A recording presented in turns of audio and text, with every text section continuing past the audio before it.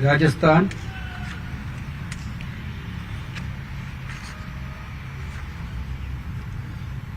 from these 4 states, we are releasing 43 lists today, 43 names today.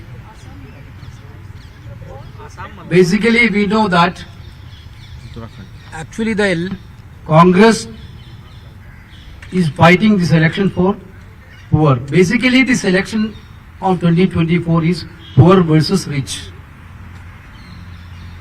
So far, we announced the guarantees. From the guarantee itself is very clear that we are trying to address the issue of farmers. We are very much concerned about the issue of youth in this country, unemployment issue. We are very much concerned about the social justice of this country. Today, I think Honorable Congress President and Rahul Gandhi ji have announced Adivasi Sankalp. So this fight is very clear.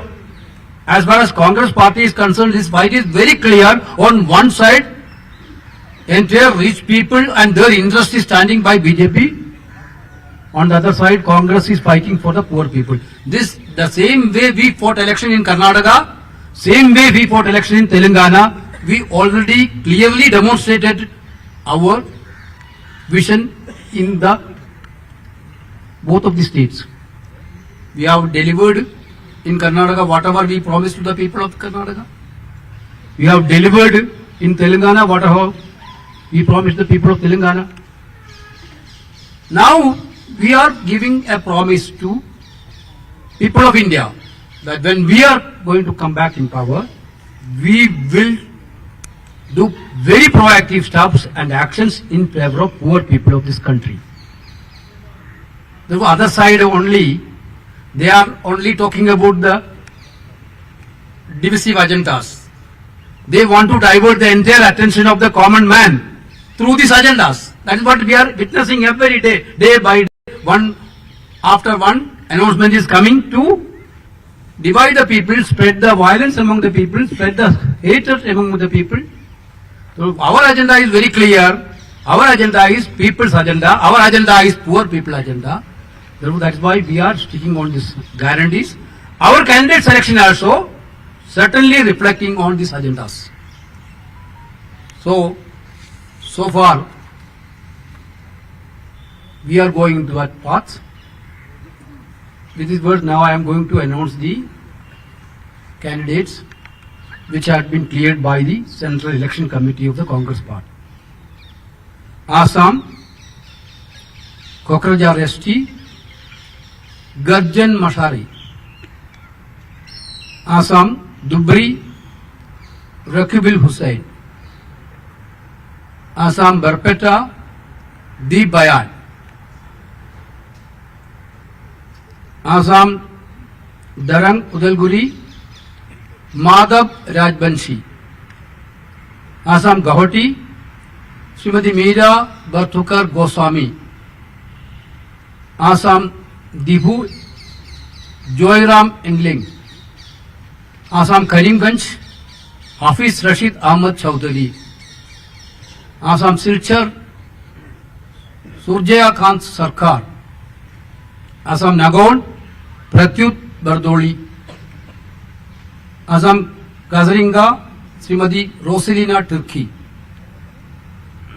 Assam, Sonitpur, Premlal Ganchu.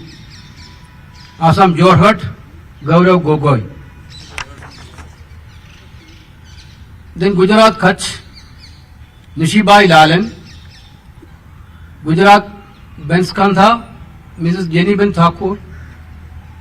Gujarat Ahmedabad East, Rohan Gupta. Gujarat Ahmedabad West, Bharat Makwana. Gujarat Porbandar, Lalitbai Vaswai. Gujarat Bardoli East, Siddhar Chowdhury. Gujarat Valsad, Anandbai Patel. Madhya Pradesh, Bint, Phool Singh Baralia. Tikamgarh, Madhya Pradesh, Pankaj Agarwal. Madhya Pradesh Satna, Siddharth Kushwaha. Madhya Pradesh Siddhi, Kamaleshwar Patel. Madhya Pradesh Mandla ST Omkar Singh Markham, Madhya Pradesh Chhindwara Nakul Nath, Madhya Pradesh Dewas Rajendra मालव्या, Madhya Pradesh दार Radheshyam मोवल, Madhya Pradesh Khargone Porlal खाटे, Madhya Pradesh Betul Ramu ठेकम, then Rajasthan Bikaner Govindram Meghwal, Rajasthan Churu Rahul कसवाल, Rajasthan Jhunjhunu Brijendra ओला, Rajasthan Alwar Lalit Yadav, Rajasthan Bharatpur Mrs Sanjana Yadav, Rajasthan Tonk Sawai Madhopur हर्षचंद्र Meena, Jodhpur Rajasthan Karan Singh उचियाडा, Rajasthan Jalore Vaibhav Gehlot, Rajasthan Udaipur Tarachand Meena, Rajasthan Chittorgarh Udaylal Anchana, Uttarakhand Tehri Garhwal जोत सिंह गुनसोड़ा, उत्तराखंड गढ़वाल गणेश गोडियाल। और इस वक्त की बड़ी खबर आपको बता दें, कांग्रेस पार्टी ने 43 उम्मीदवारों के नाम का ऐलान किया। और मध्य प्रदेश की सीटों की अगर बात करें तो मध्य प्रदेश में कुछ सीटों पर, जिसमें कि छिंदवाड़ा से नकुलनाथ के नाम का ऐलान हो चुका है, मंडला से ओमकार मरकाम को यहां प्रत्याशी बनाया गया है, बैतूल से रामू टेकाम को उम्मीदवार कांग्रेस पार्टी ने बनाया। इस वक्त की बड़ी खबर, मध्य प्रदेश, गुजरात, असम, राजस्थान और ये 43 उम्मीदवारों का नाम जारी किया गया। कांग्रेस पार्टी के पदाधिकारी वहां जुटे हैं दिल्ली में इस वक्त, जो कि इस वक्त मल्लिकार्जुन खड़गे के आवास पर मौजूद हैं। केसी वेणुगोपाल, अजय माकन, और यहां चर्चा करने के बाद अब यहां जो लिस्ट है वो जारी कर दी गई है। सिद्धार्थ कुशवाहा को सतना से टिकट दिया गया है, भिंड से फूल सिंह बरैया उम्मीदवार बनाए गए हैं, पंकज अहिरवार को दिया गया, सीधी से कमलेश्वर पटेल को उम्मीदवार बनाया गया, मंडला से ओमकार मरकाम उम्मीदवार रहेंगे, जबकि छिंदवाड़ा से नकुल नाथ का नाम तय किया गया है। इस वक्त की बड़ी खबर,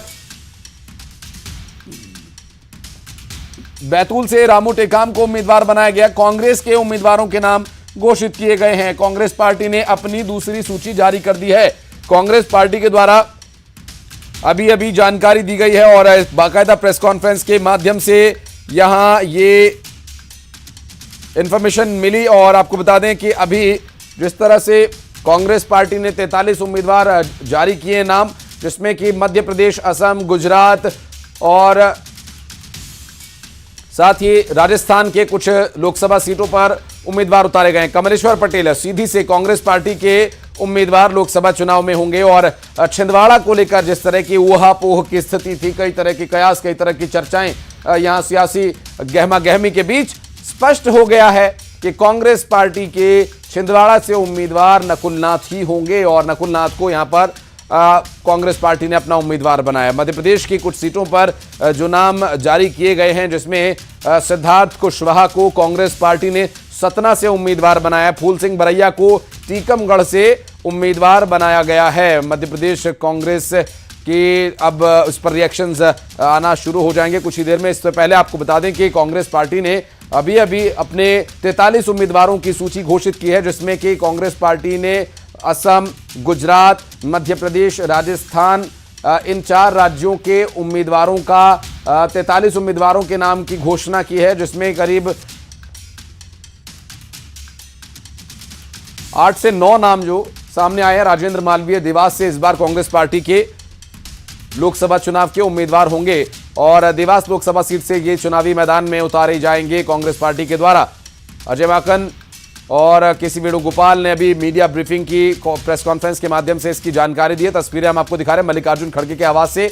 और आज आ चुकी है लिस्ट, कांग्रेस पार्टी के 43 उम्मीदवारों की लिस्ट आ चुकी है, जिसमें कि मध्य प्रदेश के कुछ सीटों पर नाम घोषित किए गए हैं, जिसमें आपको हम ग्राफिक्स के माध्यम से दिखा भी रहे हैं। राजेंद्र मालवीय को कांग्रेस ने देवास से टिकट दिया है, फूल सिंह बरैया को टीकमगढ़ से उम्मीदवार बनाया गया है, मंडला से ओमकार मरकाम, छिंदवाड़ा से नकुलनाथ। आपको बताते चलें कि बैतूल और खरगोन से भी उम्मीदवार घोषित किए गए हैं।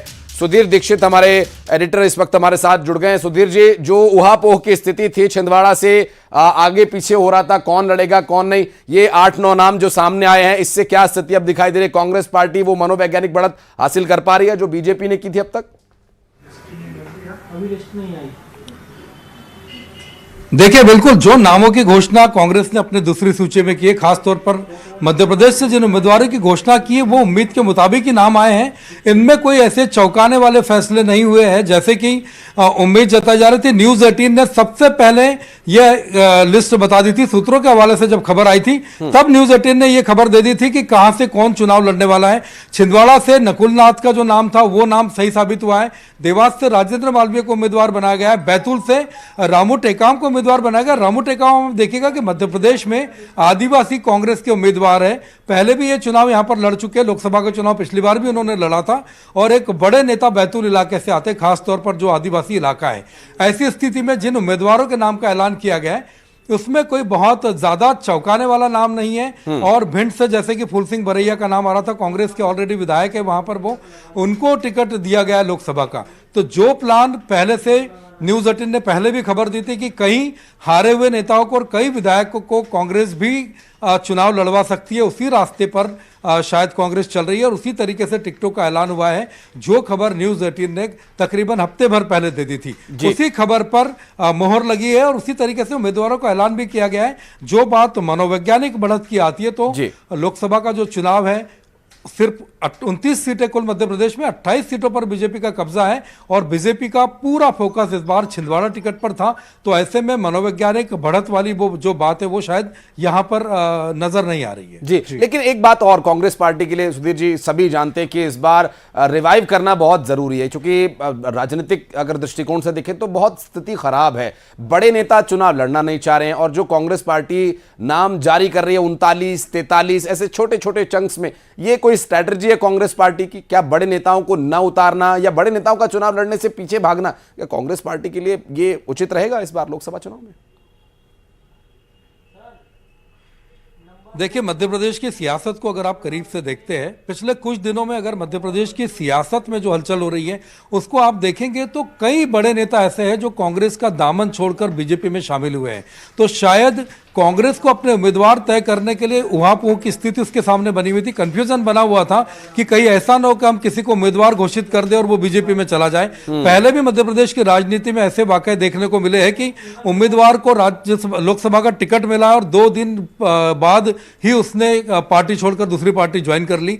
और जिस तरीके से लगातार बीजेपी में लोग ज्वाइन कर रहे हैं, चाहे इंदौर से संजय शुक्ला की ज्वाइनिंग हो, बड़े नेताओं की ज्वाइनिंग हो, सागर से बड़े नेताओं की अगर हम ज्वाइनिंग करें, अरुणोदय चौबे की अगर हम बात करते हैं, उन्होंने ज्वाइन किया, कुछ पूर्व विधायकों ने ज्वाइन किया। तो और बीजेपी ये दावा कर रही है, बीजेपी के जो संगठन है वो दावा करता है लगातार कि अभी आगे आगे देखिए कि होता है क्या, ये तो अभी चलता रहेगा। तो कहीं ना कहीं कांग्रेस भी साइकोलॉजिकली इस मनोवैज्ञानिक दबाव को झेल रही होगी कि कौन कौन नेता जाने वाले हैं, कौन कौन नेता बीजेपी का दामन सामने वाले हैं।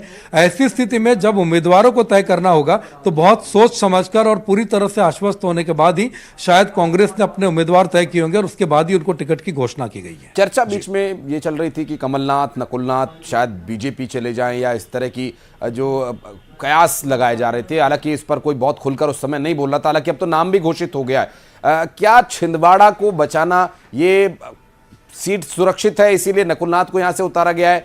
कुछ बदलाव यहां पर हो सकता है या नकुलनाथ ने पहले ऐलान कर दिया, उनका पहले ऐलान करना इसकी वजह से पार्टी ने उन्हें टिकट दिया? क्योंकि बहुत सारी चीजें बदली हुई नजर नहीं आ रही हैं, बिल्कुल सेम पैटर्न में चल रहा, बस बड़े नेता अभी चुनाव लड़ने से बच रहे हैं। देखिए, बिल्कुल जो बड़े नेताओं के नाम आ रहे थे कि बड़े नेता चुनाव लड़ने से बच रहे हैं, और आज से कुछ समय पहले जब विधानसभा के बाद जो नतीजे आए थे उन नतीजों को देखते हुए जरूर ये खबर थी कि कांग्रेस के पास उम्मीदवारों का टोटा है और उनको कांग्रेस को उम्मीदवार नहीं मिल रहे लड़ने के। लेकिन ऐसी बात तो नहीं थी, कई लोग ऐसे थे जो चुनाव लड़ने की तैयारी में थे, जो कांग्रेस से भी चुनाव लड़ना चाहते थे। जहां तक आप छिंदवाड़ा की बात कर रहे हैं, नकुलनाथ छिंदवाड़ा की जो सियासत को अगर आप देखेंगे आशीष, तो पूरी वहां की जो राजनीति है वो कमलनाथ और उनके आसपास घूमती है। नकुलनाथ वहां से सिटिंग सांसद ऑलरेडी है और यह भी तय था कि वहां से नकुलनाथ करेंगे। हालांकि बीच में जो अटकलें आ रही थी कि कमलनाथ भारतीय जनता पार्टी ज्वाइन कर सकते हैं, जो हलचलें बढ़ी थी, जिस तरह के कुछ नेता जो थे कांग्रेस के, कमलनाथ के करीबी जो नेता थे, वो दिल्ली पहुंचे थे, तो कहीं ना कहीं वहां पर ये अटकलें इन हवा को जोर दे रही थी, इन बातों को जोर दे रही थी कि हो सकता है कि कहीं ना कहीं ये बीजेपी ज्वाइन करे। लेकिन अब तक तो ऐसा कुछ हुआ नहीं है। और हालांकि कमलनाथ के करीबी माने जाने वाले कई नेता है, वो विशाल पटेल की बात करें या इंदौर से जो पूर्व विधायक है, नंबर 1 सीट से जो लड़े थे संजय शुक्ला की हम बात करें, ऐसे कई नेता है जिनको कमलनाथ जी का करीबी माना जाता, तो वो लोग बीजेपी में शामिल हो चुके हैं।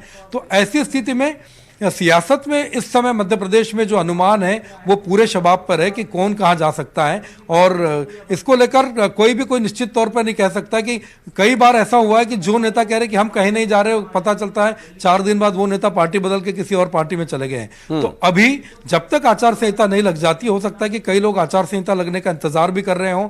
जैसे कि दोनों पार्टियां ये दावा कर रही है कि हमारे संपर्क में बहुत सारे नेता है, दोनों पार्टियों के कुछ नेता हमारे संपर्क में है। तो ये जो दल बदल का दौर है ये अभी चलता रहेगा, और जब तक चुनाव खत्म नहीं हो जाता तब तक ये दौर चलता रहेगा आशीष। और निश्चित तौर पर जो सियासत है वो मध्य प्रदेश में करवट बदलती रहेगी। बिल्कुल सुधीर, हमारे साथ हमारे सहयोगी ललित प्रजापति भी जुड़ गए। ललित, अब कांग्रेस की दूसरी लिस्ट अभी आने वाली है या आने आएगी, इस तरह की चर्चाएं जो चल रही थी, अब उस पर पूरी तरह से विराम लग गया है और अब जो 43 उम्मीदवारों की लिस्ट जारी की है उस पर हम सुधीर जी से चर्चा भी कर रहे हैं। सुधीर, एक बात ये भी, चूंकि 39 उम्मीदवार पहली लिस्ट में आए, फिर 43 उम्मीदवार आए, क्या कांग्रेस पार्टी के बड़े नेताओं का चुनाव न लड़ना या इंटरेस्ट न दिखाना, इस वजह से कांग्रेस ने ये स्ट्रैटेजी अपनाई हुई है? वहीं बीजेपी की अगर बात करें तो बीजेपी ने पूरा एक चंक, एक अच्छा खासा भारी भरकम अपने सारे बड़े नेताओं को पहली लिस्ट में उन्होंने मैदान में उतार दिया। तो ये इससे कितना प्रभाव पड़ता है लोगों में, इससे क्या संदेश, क्या कांग्रेस पार्टी के लिए ये अच्छा है?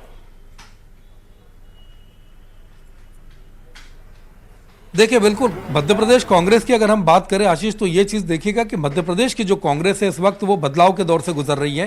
प्रदेश अध्यक्ष जीतू पटवारी को बनाया गया है। इससे पहले कमलनाथ प्रदेश अध्यक्ष की भूमिका संभाल रहे थे। तो जीतू पटवारी के प्रदेश अध्यक्ष बनने के बाद से उसके बाद नेता प्रतिपक्ष उमंग सिंगार को बनाया गया, वो युवा नेता है।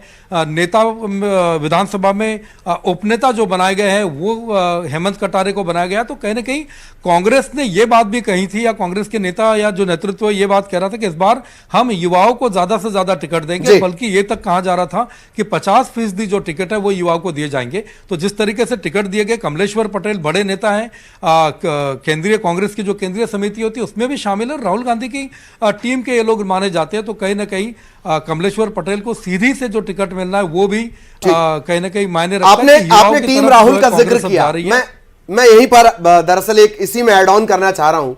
टीम राहुल को इंट्रोड्यूस तो किया जा रहा है, मैदान में उतारा तो जा रहा है, पर जो रफ्तार है वो कहीं बीजेपी के सामने टिकती हुई नजर नहीं आ रही। ये बात ठीक, मैं आपके पास आऊंगा और मरकाम साहब इस वक्त हमारे साथ जुड़े हुए हैं, उनसे हम जरा चर्चा कर लें। मरकाम साहब, सबसे पहले तो शुभकामनाएं, कितनी बड़ी चुनौती आपको टिकट मिला है जी। बहुत आपको धन्यवाद माननीय राहुल जी, माननीय खड़गे जी, माननीय सोनिया जी, प्रियंका दीदी जी को बहुत बहुत धन्यवाद। जिस तरह से वर्तमान समय में जो चुनौतियां हैं, जिस तरह से देश की संविधान खतरे में है, जिस तरह से लोकतंत्र को जी मानने के लिए प्रधानमंत्री जी तैयार नहीं है, ऐसे समय में देश की लोकतंत्र को बचाने के लिए, संविधान को बचाने के लिए हमें काम करना है और इस दिशा में हम काम करें। तो फग्गन सिंह कुलस्ते कितनी बड़ी चुनौती है आपके लिए? लगातार उनका ट्रैक रिकॉर्ड रहा है, विधानसभा का भी हालिया इलेक्शन छोड़ दिया जाए तो। देखिए, वर्तमान समय में जिस तरह से भारतीय जनता पार्टी की नीतियां हैं, जो किसानों की आवाज नहीं सुनते, जो नौजवानों की आवाज नहीं सुनते, जो पिछड़ों की आवाज नहीं सुनते, जो हमारे दलित आदिवासियों की आवाज नहीं सुनते, ऐसे प्रधानमंत्री जी की जो नीतियां हैं, जिसके लिए आज पूरे देश के अंदर एक आवाज उठ रही है कि प्रधानमंत्री जी का प्रणाली घमंड से भरा हुआ है, उसको रोकना है, लोकतांत्रिक बनाना है। तो इसमें हम पूरी तरह से जनता की आवाज को बुलंद करने के लिए, देश के संविधान को कायम रखने के लिए हमारी जो नीतियां हैं, हम काम करेंगे। वजह क्या है मरकाम साहब? बड़ी धीमी रफ्तार से लिस्ट आ रही है, उम्मीद थी कि आज तो कम से कम ज्यादातर चेहरे फाइनल हो जाते, कोई खास वजह? देखिए, हमारी रफ्तार पूरी तरह से है, मजबूत रफ्तार है। बहुत देश के अंदर सभी इंडिया अलायंस के हमारे सभी साथीगण सोच समझ के विचार करते हैं, क्योंकि मरकाम साहब ये नहीं जी, वेस्ट बंगाल में गणित बिगड़ गया है, सुनने में आया जम्मू कश्मीर में भी गणित बिगड़ रहा है, कुछ इस तरह की बातें भी आ रही हैं, तो इंडी की बात ना कर जी, मैं एमपी पे ही आपसे थोड़ा सा चाह रहा था जी, प्लीज कंटिन्यू। आपको कहना चाह रहा हूँ, इंडिया अलायंस की जो राष्ट्रीय हमारी नीतियां हैं, कुछ उसमें जरूर जो अब अच्छे काम के लिए निकलते हैं तो थोड़ी बहुत इस तरह की परिस्थितियां बनती हैं, पर विचारधारा स्पष्ट है। हाँ, जीतेगा इंडिया, भारत का संविधान सुरक्षित रहेगा, लोकतंत्र मजबूत होगा, इसके लिए हमको काम करना है। अच्छा मरकाम साहब, पहले ही मेरा ख्याल है कोई इशारा तो मिल गया होगा आपको कि लगातार आप जुड़ जाएं, या सीधे ऐलान हुआ है? देखिए, हम तो शुरू से ही कांग्रेस के कार्यकर्ता के नाते अपने विचारधारा के लिए काम कर रहे हैं। हाँ, और जैसा ही अभी जो चुनाव का हमारा प्रत्याशियों का निर्णय हुआ है, उसके बाद जानकारी मिली है, पर कार्यकर्ता के नाते हम पूरी ताकत से लगे हुए हैं। बिल्कुल, ये बहुत अच्छी बात है ओमकार मरकाम साहब जो आपने कही, पर वजह क्या है? एक तकरीबन 68 दिन 2 महीने के वक्फे में छोटे बड़े सब मिला के 5800 कांग्रेसी कमलधारी हो गए। देखिए, वर्तमान में जिस तरह के मोदी जी लोकतंत्र पे विश्वास नहीं कर रहे हैं, उनका कार्य को आगे बढ़ा रहे हैं, वो शुरू से लोकतंत्र पे उनको विश्वास नहीं है। ठीक, हमारा ये कहना है, ठीक, क्या भारतीय जनता पार्टी में इतने कार्यकर्ताओं की कमी हो गई क्या? जब तक वो हमारे पास रहते हैं तब तक तो उन पे आरोप प्रत्यारोप चलता है। जैसे आप महाराष्ट्र में देखें, पवार के ऊपर आरोप प्रत्यारोप चलता था, वो भाजपा में अलायंस में गए, उस दिन से बहुत साफ सुथरे हो गए। तो ये सब लोग समझ रहे हैं कि भारतीय जनता पार्टी आखिर क्या चाहती है।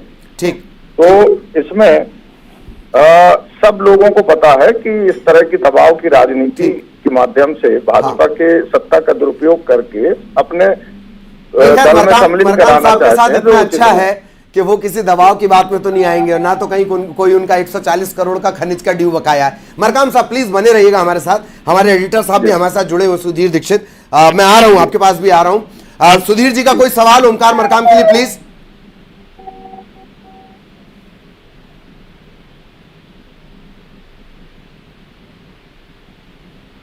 जी, मेरी आवाज पहुंच रही हो तो सुधीर जी का कोई सवाल ओमकार मरकाम के लिए? मरकाम जी आवाज सुन पा रहे हैं आप मेरी? हाँ, आवाज आ रही है, आवाज आ रही है। हाँ, मरकाम जी ये सवाल था कि जब विधानसभा चुनाव के जो नतीजे आए थे वो काफी अप्रत्याशित रहे थे आपके लिहाज से, आपकी पार्टी के लिहाज से, और अब जब लोकसभा के उम्मीदवारों की घोषणा की गई, 43 उम्मीदवारों में मध्य प्रदेश से आपका नाम है, कितनी ताकत से आप लड़ेंगे और बीजेपी के संगठन को टक्कर देने की आपके पास क्या तैयारी रहेगी? आपको लगता है कि लोकसभा में आप चुनौती दे पाएंगे, वो भी तब जब 28 सीटें बीजेपी के पास है 29 में से? निश्चित रूप से जो विधानसभा के जो परिणाम हमें समीक्षा करने के लिए जो अवसर दिया है, वो इस बात का अवसर है, हार और जीत ये विषय नहीं है। विषय है लोकतांत्रिक मूल्यों को कितना सहेज के रखा जा रहा है। एक दल है जो लोकतंत्र के मूल्यों को स्वीकार नहीं कर रहा है, वो भारतीय जनता पार्टी है जो सत्ता में है, और हमारी जो लड़ाई है वो जीत हार से ज्यादा विचारों की लड़ाई है, और विचार की लड़ाई में है, और पूरी मुस्तैदी के साथ। ठीक है, उन्होंने अपना छल बल के साथ जो परिणाम लाए, पर हम ईमानदारी के रास्ते पे चल रहे हैं, और हम लड़ेंगे। वोट तो जनता ही दे रही है, चुनाव वोट तो जनता ही दे रही है, चुनाव भी लोकतांत्रिक तरीके से हो रहा है। अब अगर जनता नहीं जिताएगी या वोट नहीं देगी तो फिर कैसे लोकतंत्र को आप बचाएंगे? देखिए, जनता जो है, जनता ही स्वयं कह रही है, प्रदेश की जनता कह रही है कि भारतीय जनता पार्टी की जो कुशासन है वो अब बर्दाश्त नहीं हो रहा है, ये लोग कह रहे हैं, और वो सामने आएगा। तो फिर विधानसभा चुनाव में क्या हो गया था? जनता महीने भर में चेंज हो गई, विधानसभा में भी नतीजे दिखने चाहिए थे इसके, अगर इस तरह की बात हो रही है तो। देखिए, जनता की जो निर्णय है वो सिरोधार है, और मैं आपको विश्वास के साथ कह रहा हूं कि इस बार इंडिया अलायंस की सरकार बनेगी, और जनता भाजपा के माननीय मोदी जी की जो घमंड है उसको रोकेगी। कितने सीटों का अनुमान आप लगा रहे हैं इंडिया अलायंस के लिए? इंडिया अलायंस सरकार बनाएगी और मजबूत लोकतंत्र के लिए काम करेगी, ये मैं आपको बता दूं। जो सरकार की जो आंकड़े हैं उसमें बेहतर आंकड़े के साथ इंडिया अलायंस आएगी। जी जी, फिर भी एक आंकड़ा मरकाम साहब कोई अगर आपके दिमाग में हो या आपकी अंदरूनी जो बैठक सिर्फ एक सीट आपके पास है और बीजेपी का देखिए अभी मैं आंकड़े की बाजीगरी एक में सीट आपके पास है। जी देखिए मैं आपको बता दूं, इस समय तो सिर्फ एक ही व्यक्ति की घमंड बोल रहा है जो आंकड़े के आधार पे आज बात कर रहा है। मैं समझता हूं जो अधिकार जनता की है वो अधिकार जनता के पास रहना चाहिए। आप चुनाव के परिणाम आने तो जनादेश इंडिया अलायंस की आएगी। ठीक है, ठीक ठीक। एक सवाल एक सवाल और मरकाम साहब मेरे सहयोगी पूछना चाह रहे हैं। जी जी, अभी चर्चा हो रही थी हमारे एडिटर साहब से, तो चर्चा ये हुई कि बड़े नेता चुनाव लड़ने से बच रहे हैं। गुना की सीट पर दिग्विजय सिंह का नाम चर्चा में चल रहा था, कमलनाथ चुनाव नहीं लड़ना चाह रहे। ये सब बातें जो चर्चा में अभी चल रही हैं, इस पर आखिर ओमकार मरकाम क्या विचार रखते हैं? क्यों वो नहीं लड़ना चाह रहे? आशीष, इसका जवाब वो नहीं देंगे। मेरा ख्याल है फोन उनका संपर्क हमसे कट गया है। जी, दरअसल ये सवाल ही इतना बड़ा मुश्किल है। ये सवाल मुश्किल नहीं है जी, ये आपने बहुत मुश्किल सवाल पूछ लिया है कि जब बड़े नेताओं को जिम्मेदारी लेनी है, मतलब रूपेश बघेल पहले ही ऐलान कर देते नहीं लड़ेंगे। बिलासपुर से उड़ती उड़ती खबर आई कि नहीं साहब टीएस सिंहदेव नहीं लड़ेंगे। इसी तरह से जैसे कमलनाथ का एक बयान आ गया, तो ये सवाल ही दरअसल बहुत मुश्किल हो जाता है। जबकि बड़े नेताओं को ही बागडोर इस वक्त संभालनी चाहिए, राजनीति के जानकार ऐसा कहते हैं। और चूंकि ललित इसमें भारतीय जनता पार्टी की मनोवैज्ञानिक बढ़त यहां पर इसलिए आती है कि उन्होंने अपने सारे बड़े चेहरों को पहली ही सूची में जारी कर दिया, कोई किंतु परंतु इफ बट वहां रह नहीं गया। शैलेंद्र भदौरिया हमारे सहयोगी हमारे साथ जुड़े हुए हैं। शैलेंद्र, कांग्रेस पार्टी ने एक और छोटा सा चंक जारी किया 43 उम्मीदवारों का। सिर्फ मध्य प्रदेश की अगर बात करें तो 8 से 9 सीटों पर उम्मीदवार उतारे गए हैं। चुन चुनकर धीरे धीरे शने शने कांग्रेस पार्टी आगे बढ़ने का प्रयास कर रही है। बिल्कुल आपने ठीक कहा कि जो आज 43 नामों की सूची जारी हुई है उसमें से 9 नाम जो है वो मध्य प्रदेश की तरफ से आज घोषित किए गए, जिसमें सबसे महत्वपूर्ण छिंदवाड़ा सीट पर जिस तरीके से लगातार ये माना जा रहा था कि सिंगल पैनल है जो, और जो नकुलनाथ का नाम सामने आया। रामू टेकाम को बैतूल से उतारा गया है, सीधी से कमलेश्वर पटेल को उतारा गया है, और वहीं अगर बात धार की करते हैं तो राधेश्याम मुवेल को वहां से प्रत्याशी बनाया गया है। इसके साथ ही अगर जो चाहे वह टीकमगढ़ की बात हो या फिर देवास की बात हो, तो तमाम जो सीटें हैं जिन पर नामों का ऐलान किया गया, और जिस बात का आपने जिक्र किया कि बहुत धीरे धीरे ही जो है पार्टी नामों का ऐलान कर रही है। देखिए बीजेपी ने तो विधानसभा चुनाव के समय ये स्टैंडर्ड सेट कर दिया कि भले ही तारीखों का ऐलान ना हो लेकिन उसके पहले वो अधिक से अधिक प्रत्याशी घोषित कर देते हैं। लेकिन कांग्रेस जो है वो आखिरी मूवमेंट तक का इंतजार करती है कि आखिर सामने कौन आ उसी के हिसाब से उतारा जाए मैदान में। और देखिए लोकसभा के अगर लिहाज से देखूं तो मध्य प्रदेश में अगर मैं बात करूं तो कई बार ऐसा भी हुआ है कि जब कांग्रेस ने अपने प्रत्याशी पहले घोषित कर दिए, बाद में उन प्रत्याशियों ने पार्टी का टिकट वापस करके बीजेपी का दामन थाम लिया।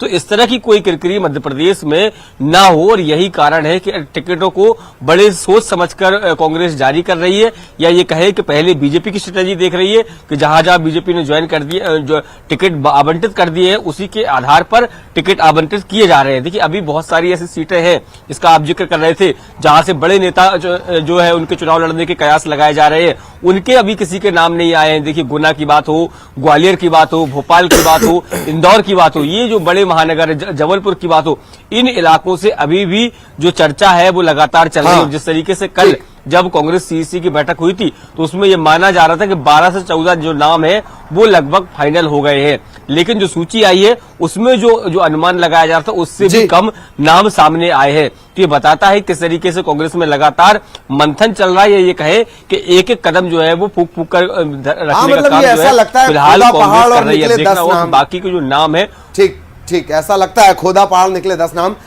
लगातार सुधीर जी भी डिकोड कर रहे हैं हर एक चीज को। मैं आऊंगा आपके पास, लेकिन पहले मैं जाना चाह रहा हूं सुशील के पास, वो ग्वालियर से हमारे साथ जुड़े हुए हैं। सुशील, उम्मीद थी कुछ और नाम भी होंगे पर अब तक सिर्फ फूल सिंह बरैया।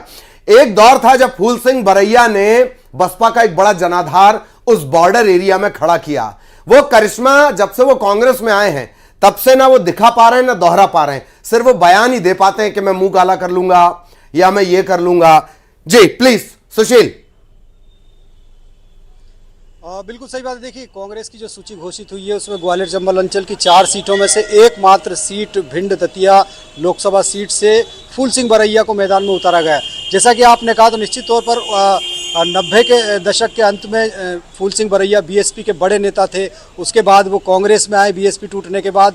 तो निश्चित तौर पर कहीं ना कहीं आज उतने दमखम में तो नहीं है, लेकिन अभी भी अगर देखें तो विधानसभा चुनाव में उन्होंने भांडेर सीट से चुनाव लड़ा था। भांडेर विधानसभा सीट जो भिंड दतिया लोकसभा सीट का ही हिस्सा है, तो निश्चित तौर पर एक बड़ी जीत विधानसभा चुनाव में उन्होंने हासिल की थी और दलित समाज का एक बड़ा चेहरा है। तो यकीनन भिंड में अब संध्या राय के लिए मुकाबला इतना आसान नहीं होगा जितना आसान पिछला चुनाव था। तो फूल सिंह बरैया कहीं ना कहीं कांटे के उम्मीदवार है भिंड लोकसभा सीट में, और जैसा कि उम्मीद जताई जा रही थी कि उनका नाम यहां से सामने आएगा, और वैसा ही हुआ कि फूल सिंह बरैया को वहां से मैदान में उतारा है। तो यानी कांग्रेस भी गंभीर है जिस तरह से उन्होंने फूल सिंह बरैया को उतारा है। तो आने वाले समय में देखने के लिए मिलेगा कि चाहे गुना सीट हो, ग्वालियर सीट हो या मुरैना, यहाँ पर भी दमदार चेहरे कांग्रेस के सामने आने की संभावना पूरी है। मतलब ये लिस्ट थोड़ी चिंता बीजेपी के थिंक टैंक के लिए पैदा कर रही है, बात सही है फूल सिंह बरैया के बाद। और कुछ रिएक्शंस भी आ रहे हैं ललित, लगातार तस्वीरें भी शैलेंद्र ने बात करने की कोशिश की। हालांकि अभी कुछ यहाँ पर स्थिति जो है वो बात करने की स्थिति है कांग्रेस पार्टी के लिए या नहीं है, ये कांग्रेस पार्टी के नेता अभी समझ नहीं पा रहे हैं, क्योंकि बड़े नेताओं का पार्टी के लिए अभी चुनाव न लड़ने का जो एक कम इंटरेस्ट दिखाना या कम वहां पर उनकी सक्रियता होना, ये बहुत एक समस्या चर्चा का विषय भी बना हुआ है। कमलेश्वर पटेल हमारे साथ सीधी से जुड़ गए हैं, उनसे बात करेंगे, जो कि इस बार लोकसभा चुनाव के उम्मीदवार बना गए। बहुत बहुत शुभकामनाएं सर आपको। पहले तो जब आपको ये पता चला, पहले से ही पता होगा आपको, तैयारी तो चली रही हो आपके अंदर अंदर, क्या है? जी, तो कितनी चुनौतियां अब आपके लिए, प्लीज? अभी कोई तैयारी नहीं थी, पार्टी का आज निर्देश जारी हुआ है, तो पार्टी ने जो तय किया लड़ेंगे और जीतेंगे। हमारे नेता राहुल गांधी जी हमेशा बोलते हैं डरो मत लड़ो, तो अन्याय अत्याचार के खिलाफ ये लड़ाई है, संविधान बचाने की लड़ाई है, ये चुनाव न्याय पाने की लड़ाई है। राहुल गांधी जी ने जो आवाज बुलंद की है पिछड़ा वर्ग की, SC ST माइनॉरिटी सभी जातियों की जनगणना की, तो किसी भी जात बिरादरी का जो गरीब है उसको न्याय देने की, चाहे वो सामान्य वर्ग का ही हो। ठीक। तो कांग्रेस पार्टी जिन उद्देश्यों को लेके चल रही है और जिस तरह से हमारे देश में 10 वर्षों में मिले हुए अधिकारों को छीनने का प्रयास किया गया है, संवैधानिक संस्थाओं को कमजोर करने का काम किया गया है, विपक्ष को कमजोर करने का काम किया है, सदन में चर्चा नहीं होती, आवाज दबा दी जाती है, यहाँ तक कि सैकड़ों की संख्या में हमारे सांसदों को निष्कासित कर दिया जाता है। ऐसा तो अलोकतांत्रिक तरीके से सरकार चल रही है। पटेल साहब, एक बात और कि आपने कहा है कि न्याय की लड़ाई है, लोकतंत्र की लड़ाई है, और तमाम बड़ी बातें आपने कही, तो जब इतनी बड़ी लड़ाई है तो बड़े नेता, कोई खास वजह कि इस बड़ी लड़ाई से बड़े नेताओं की दूरी बड़ी है? कोई भी बड़ा नेता दूर नहीं है, सारे लोग पार्टी के लिए पूरी तन्मयता से काम कर रहे हैं, और जिस सीट पे जो समीकरण है जिसके अनुरूप जो हमारी पार्टी के संगठन कार्यकर्ताओं के माध्यम से, सर्वे के माध्यम से जो नाम आए हैं, उसी के अनुरूप पार्टी ने नाम घोषित किए हैं, चाहे पहली सूची हो चाहे दूसरी सूची हो। आज जिस तरह की महंगाई है, बेरोजगारी है, भ्रष्टाचार भी है, बड़े बड़े लोगों की पूछ हो रही है, और गरीब को गरीब बनाया जा रहा है, वो छोटी छोटी योजनाओं के लिए भटक रहे हैं, बेरोजगारों के साथ जिस तरह से छलावा किया, बड़े बड़े वादा किया था, कुछ भी नहीं किया। न किसानों की आय दोगुनी हुई, न महंगाई आदि हुई, न ही किसानों का बोला था लोकपाल विधेयक लागू करने के लिए या स्वामीनाथन आयोग की रिपोर्ट लागू करने के लिए, नोटबंदी, GST और कोरोना में अर्थव्यवस्था और चौपट कर दी। आज देश को पटेल साहब, एक और बड़ा महत्वपूर्ण सवाल रह जाएगा, कितनी बड़ी चुनौती है डॉक्टर राजेश मिश्रा, और कैसे आप, वो भी तब जबकि देखिए ऐसा है, चुनाव होता है और हम समझते हैं कि चुनाव क्षेत्र की जनता लड़ती है। जी जी। और क्षेत्र की जनता पिछले जो कार्यकाल रहे हैं उसको कहीं न कहीं सिर्फ सीधी संसदीय क्षेत्र नहीं, पूरे प्रदेश और देश की जनता महसूस कर रही है। और अब तो हम लोगों का एक ही नारा है, और जनता भी ये बोलती है कि ऐसा कोई सगा नहीं जिसको भाजपा सरकार ने ठगा नहीं। भाजपा सरकार ने सिर्फ ठगने का काम किया है, बड़ी बड़ी बातें की है जी। पर सच्चाई में किसी को किसी पटेल प्रकार का साहब, लाभ पटेल साहब, नहीं ये मिला। ठगी के जो आपने जिक्र किया है कि बहुत सारे आपके खुद की कांग्रेस पार्टी के नेता ठग करके बीजेपी में जा रहे हैं, उन्हें बीजेपी में जाना था इसलिए वो ठग रहे हैं, या वो ठग करने वाले नेता थे इसलिए वो बीजेपी में जा रहे हैं? इस पर भी कुछ कह दीजिए। देखिए, ये उनका अपना व्यक्तिगत सोच थी। हाँ। और ये उनका व्यक्तिगत स्वार्थ के लिए शायद मुझे लगता गए होंगे। जिस तरह से उन्होंने कई वर्षों तक कांग्रेस पार्टी में रह के अगर उन्होंने पार्टी के लिए कुछ किया है तो पार्टी ने भी उनको बहुत सम्मान दिया है। कई बार राज्यसभा मेंबर, केंद्रीय मंत्री, विधायक का टिकट देना, विधायक बनाना, इस पार्टी में कई वर्षों तक रह के और लाभ प्राप्त किया, सम्मान प्राप्त किया। और जब आज पार्टी को देश के सामने जो चुनौती है, महंगाई की, बेरोजगारी की, भ्रष्टाचार की, किसान आंदोलनरत है, लोगों को न्याय देने की जब आवश्यकता है, एक तरफ हमारे नेता राहुल गांधी जी सड़क पे यात्रा कर रहे हैं, लोगों की आवाज उठा रहे हैं, लोगों की आवाज बन रहे हैं, संसद में आवाज सुनी नहीं जाती है तो सड़क पे उतर के लोगों की आवाज बन रहे हैं, चाहे आदिवासी भाई हो, चाहे पिछड़े भाई हो, चाहे दलित भाई हो, महिलाएं हो, जो भी सामान्य वर्ग के भी गरीब लोग, सबकी आवाज बन रहे हैं, आज सड़क पे लड़ रहे हैं। और ऐसे समय में अगर कोई छोड़ के जाता है तो कहीं न कहीं वो अति स्वार्थी ही व्यक्ति इस तरह का निर्णय ले सकता है। देश के हित में या प्रदेश की जनता के हित में हम समझते हैं कि उनका नियत ठीक नहीं। लेकिन सर, इसके लिए भारतीय जनता पार्टी ये कह रही कि राहुल गांधी की न्याय यात्रा जहां जहां जा रही है वहां से कांग्रेस के नेता न्याय पाने के लिए बीजेपी में आ रहे हैं।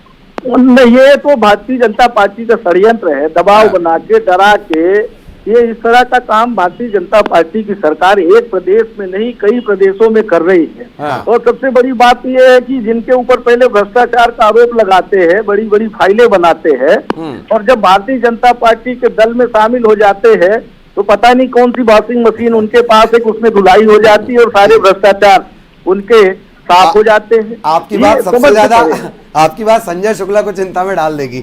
मैं पटेल साहब, आप प्लीज बने रहेगा, हमारे एडिटर साहब भी हमारे साथ जुड़े हुए हैं, उनसे भी हम चाहेंगे कि सुधीर जी, पटेल साहब जुड़े हुए हैं, कोई आपका सवाल प्लीज।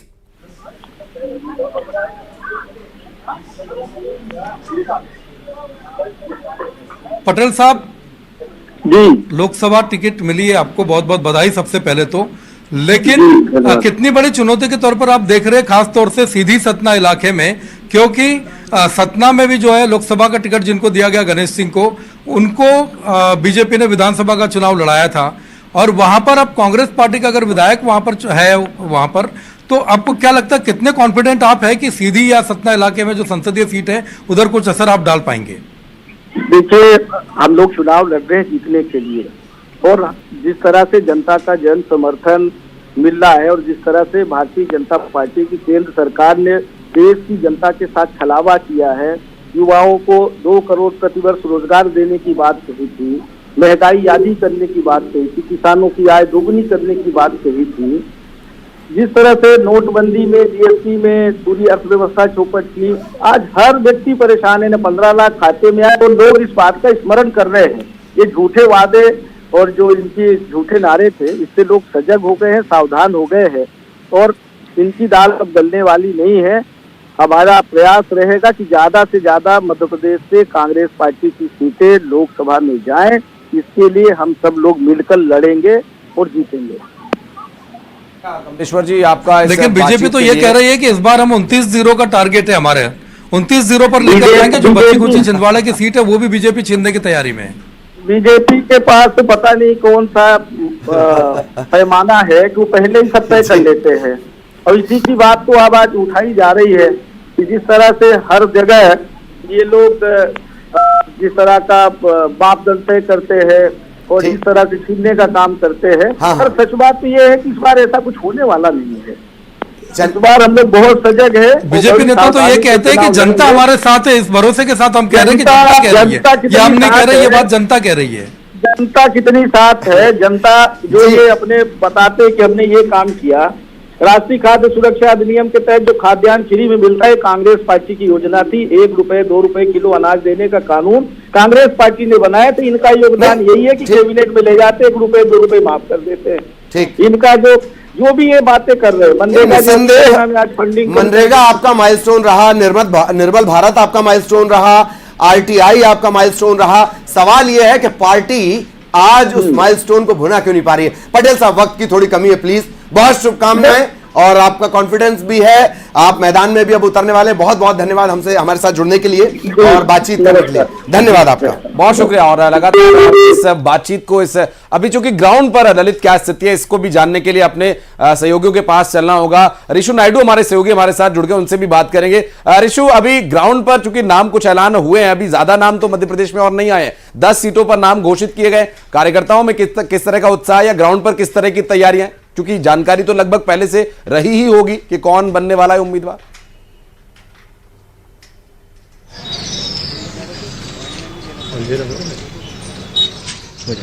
ऋषु, आपको आवाज मिल पा रही है? जी हाँ, देखिए आज जो अनाउंसमेंट हुई है जिन कैंडिडेट्स की कांग्रेस में, बैतूल से रामू टेकाम का नाम फाइनल किया गया है कांग्रेस पार्टी ने जो लोकसभा प्रत्याशी के लिए। बहुत ही चौंकाने वाला ये नाम इसलिए कहा जाएगा, हालांकि रामू टेकाम पिछले लोकसभा चुनाव में भी कांग्रेस के प्रत्याशी थे और 3,39,000 मतों से उन्हें भाजपा प्रत्याशी दुर्गादास उइके से हार मिली थी। लेकिन चौंकाने वाली बात यही है कि दोबारा पार्टी ने उन पर भरोसा जताया। अब 3,39,000 की जो हार उन्हें मिली थी, इस पूरे नुकसान की भरपाई कांग्रेस कैसे करेगी, ये अभी तक क्लियर नहीं है। बाकी जिन कैंडिडेट्स की घोषणा की गई उन्हें लेकर भी लगभग इसी तरह के बहुत सारे से सवाल हैं।